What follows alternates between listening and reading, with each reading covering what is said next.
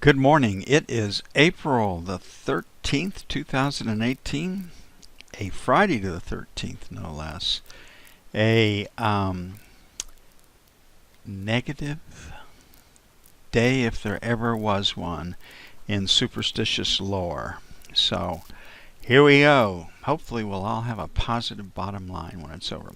Hypothetical or simulated performance results have certain limitations. Unlike an actual performance record, simulated results do not represent actual trading. Also, since the trades have not been executed, the results may be overcompensated for the impact of any of certain market factors, such as lack of liquidity. Simulated trading programs in general are also subject to the factor designed with the benefit of hindsight. No representation is being made that any account will or is likely to achieve profit or losses similar to those shown. Okay, we've had an auction this week. 3, mediocre, 10, weak, 30. Because of its coverage, this was 2.46.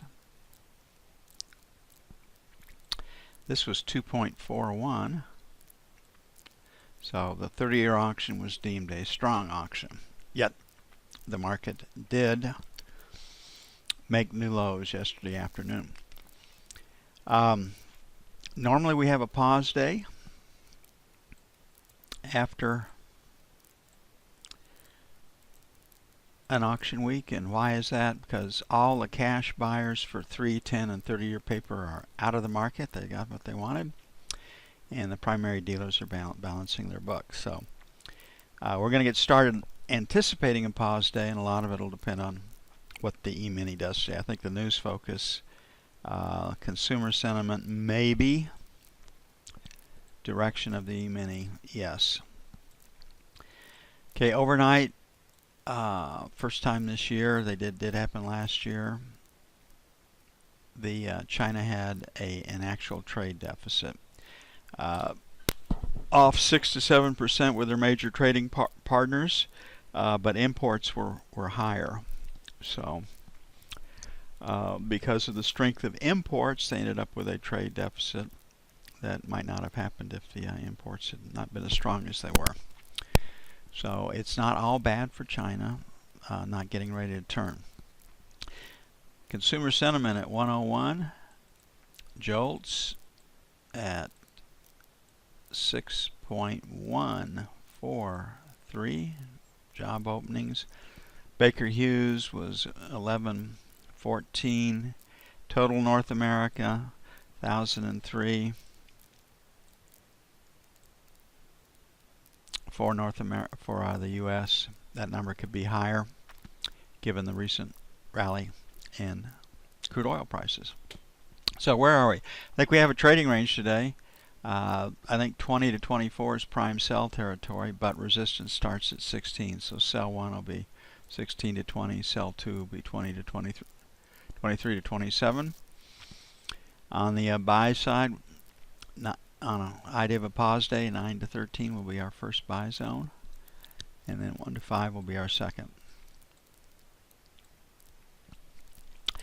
Well, we'll have the cold front is north of us. They've got the weather channels are all excited about this huge April blizzard about to roar out of the Canadian Rockies and go across our northern. I think it gets just down to the northern Kansas border.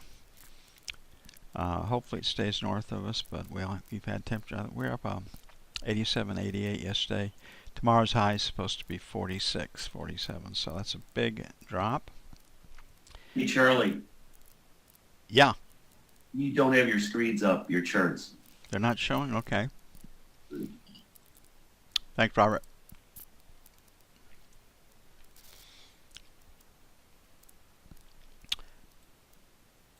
S1, picking up this T. We've got the Frankfurt high right there, and we've got the Asian high. So those are the 3 spots right there for the sellers. Then low volume number at 23 to 27 for sell 2. 9 to 13 picks up, basically leaning against 8 to 12. And then 1 to 5 by 2. Thanks, Robert.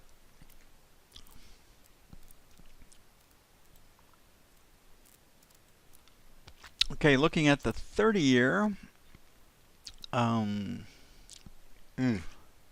guess 12 to 16, number 1, 19 to 23, sell 1, 27.31, sell 2. If the Emini explodes and moves up with some momentum, treasuries I think will be lower. 4 to 8 will be our first little band of support, so 29 to 01 is buy 1. And 21.25 will be buy 2.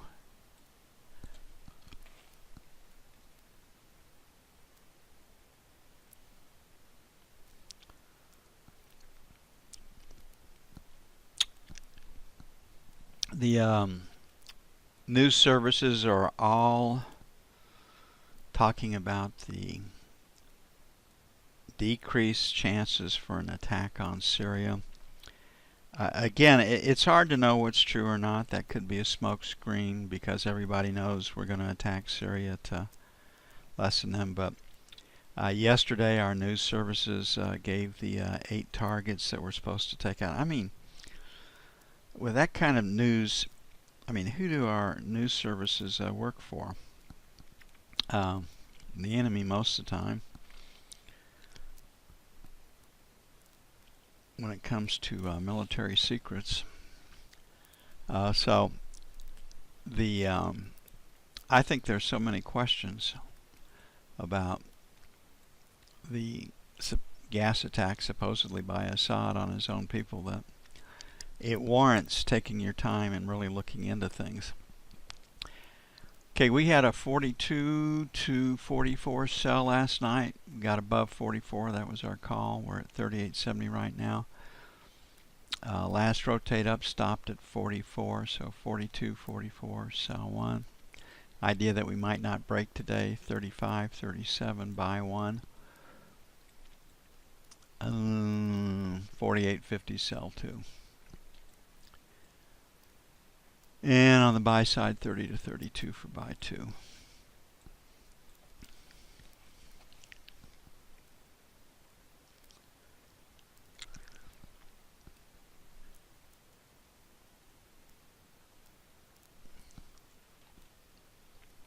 My wife was howling yesterday about having the air conditioner on, but we were pushing 90 yesterday. So my solution with my wife, who always runs cold, was to shut all the vents in every room that she usually uses for more than a couple of minutes. Should I leave them shut when the cold weather comes in this weekend? I'm debating that. I can hear me right now. Helen, why don't you just put on a sweater? You know, it is cold outside.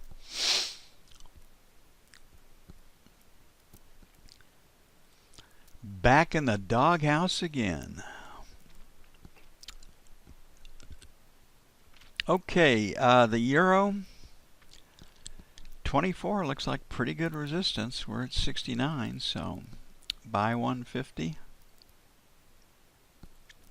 Assuming we'll get stops below here. The professional traders do their job, right? 25 for buy 2. On the sell side, 90 to the buck. And then 15 to 25 for sell 2.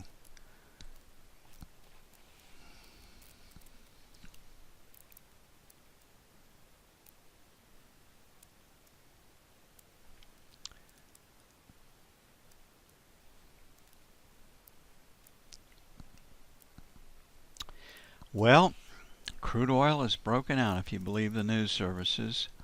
The IEA came out and said there is no more oil glut.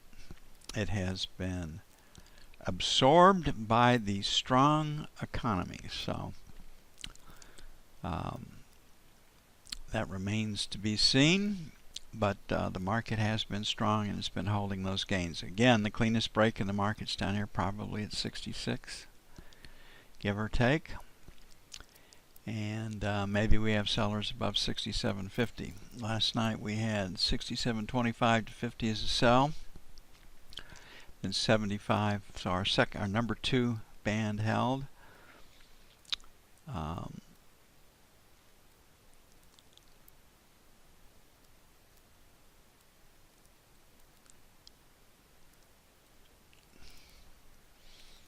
There are the splits. So there's your attractor right down there at 66.70. So we'll make 50 to 75 by 1. Stops 66 even, 66 and a quarter by 2. 67 and a quarter, 50 sell 1 where we were last night, and 75 to the buck sell 2.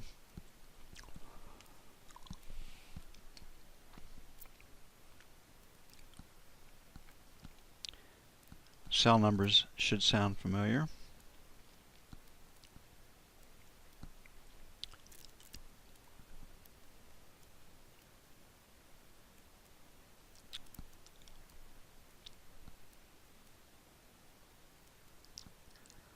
What's the Emini gonna do today? All things are pointed higher. Tesla owner Elon Musk came out and soothed the market about what's coming up with Tesla. Production, they're able to get cars out the back door. Everything's going to be fine. Trump hasn't openly gone after Amazon this week, so things are looking better there.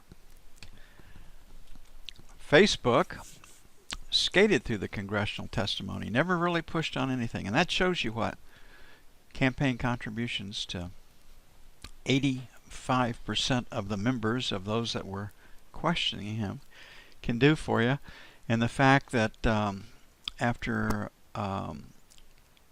Obama's election, Facebook came in and hired a lot of people.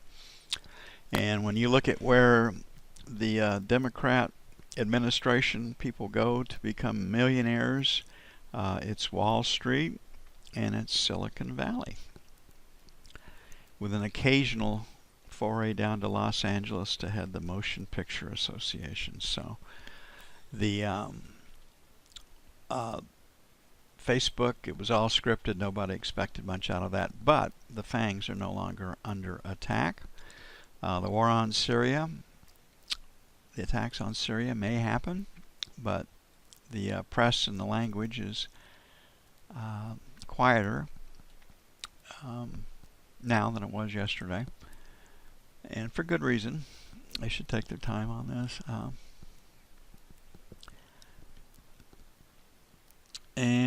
So everything is pointed higher.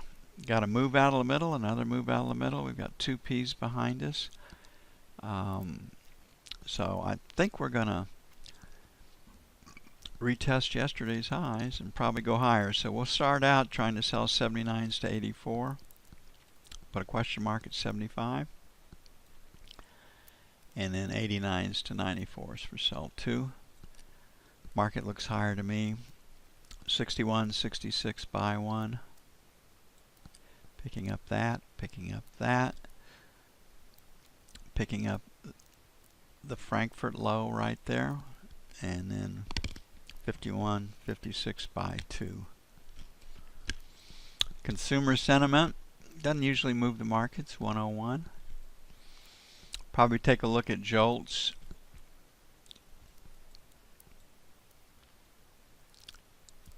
What was that? 143. Got to get that last decimal point. That's a pretty sharp pencil if you look at that, right? It's not 6 million. Not 6.25 million. It's 6.143. And Baker Hughes rig count. So it will take a bit to get stuff up and posted. I'm going to get busy on that. And I will be back with you as soon as possible.